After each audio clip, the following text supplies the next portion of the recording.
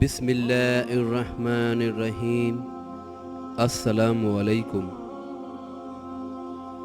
आज मैं बयान करूँगा जन्नत और दोज़ख का मुख्तसर सा बयान कुरान और हदीस की रोशनी में। मुसलमानों का अकीदा है कि ये दुनिया फ़ानी है, एक दिन ये ख़त्म हो जाएगी। इस दिन को यौम क़यामत या यौम आखिरत कहते हैं। क़यामत यौम हिसाब है। इस दिन तक जितने इंसान भी इस दुनिया में आए थे, अल्लाह ताला उन सब को दोबारा ज़िंदा करेंगे और उनके आमाल का हिसाब किताब करेंगे।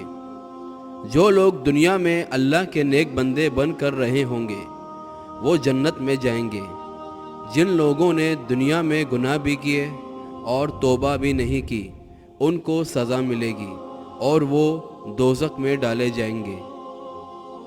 जन्नत के मायने बाग के हैं। जन्नत वही जगह है जहाँ हज़रत आदम अलैहिस्सलाम और हज़रत हव्वा रहते थे।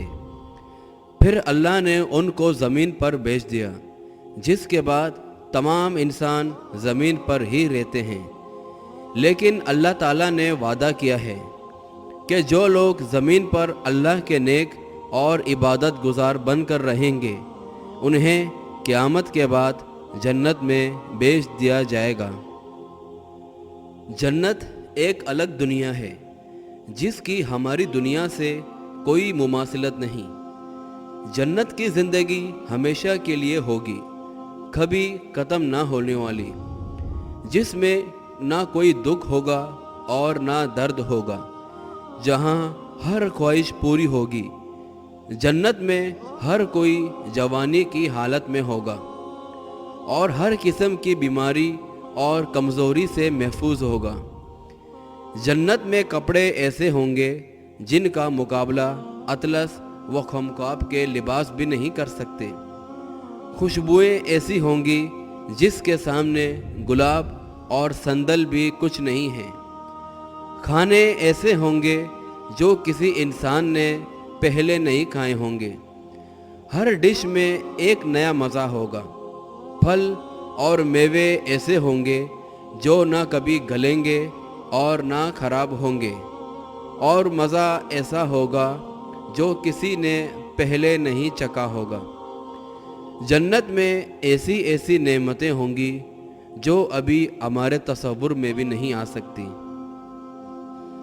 जन्नत की 8 इक़साम और बेशुमार दर्जात हैं। सबसे आला किस्म जन्नतुल फिरदौस कहलाती है।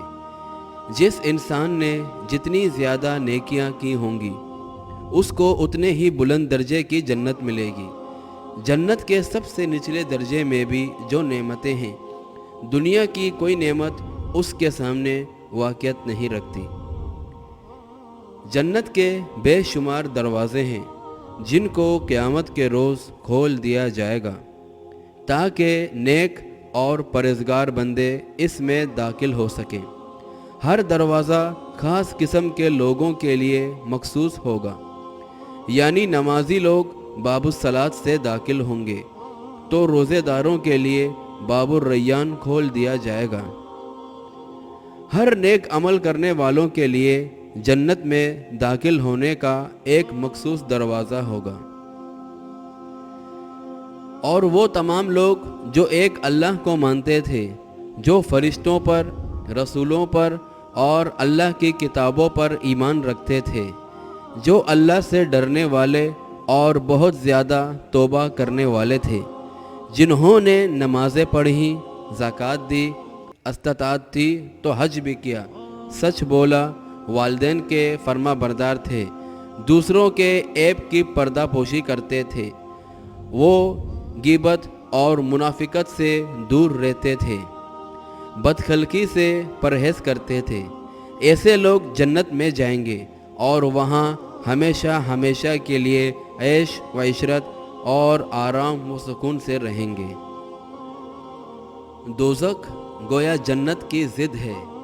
जन्नत नेक लोगों के लिए बनाई गई है, उसमें 1000 नेमतें हैं।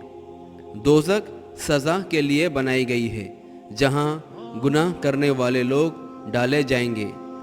دوزخ میں کوئی نعمت نہیں بلکہ آگ اور عذاب ہے۔ جس طرح ہم جنت کی نعمتوں کا تصور نہیں کر سکتے، اسی طرح ہم دوزخ کی سزاؤں کا بھی تصور نہیں کر سکتے ہیں۔ بس اتنا کہنا کافی ہے کہ دنیا کا بڑے سے بڑا فائدہ بھی اس قابل نہیں کہ جس کے لیے دوزخ کی چھوٹی سے چھوٹی سزا ایک سیکنڈ کے لیے بھی برداشت کی جائے۔ جنت میں جانے والے لوگ ہمیشہ ہمیشہ جنت میں ہی رہیں گے، تو کیا دوزخ میں ڈالے جانے والے ہمیشہ دوزخ میں رہیں گے؟ نہیں، ایسا نہیں ہے۔ اللہ تعالیٰ رحمان و رحیم ہے۔ وہ دوزخ میں ڈالے جانے والے لوگوں کو صرف اتنی ہی سزا دے گا جتنے انہوں نے گناہ کیے ہوں گے۔ جب ان کی سزا پوری ہو جائے گی تو انہیں دوزخ سے نجات مل جائے گی اور وہ جنت میں جا سکیں گے۔ سوائے شرک کرنے والوں کے وہ کبھی جنت میں نہیں جا سکیں گے۔ صحیح بخاری کی حدیث ہے، رسول اللہ صلی اللہ علیہ وآلہ وسلم نے فرمایا ہے، یہاں تک کہ جب دوزخیوں کو گناہوں سے خالص کر لیا جائے گا اور وہ پاک صاف ہو جائیں گے، تب انہیں جنت میں داخل ہونے کی اجازت مل جائے گی۔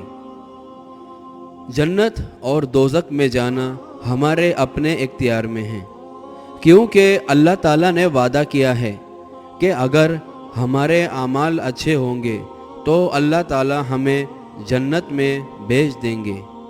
لہٰذا ہمیں چاہیے کہ ہم اچھے اعمال کریں اور اپنی زندگی رسول اللہ صلی اللہ علیہ وآلہ وسلم کے بتائے ہوئے طریقوں پر چلنی چاہیے۔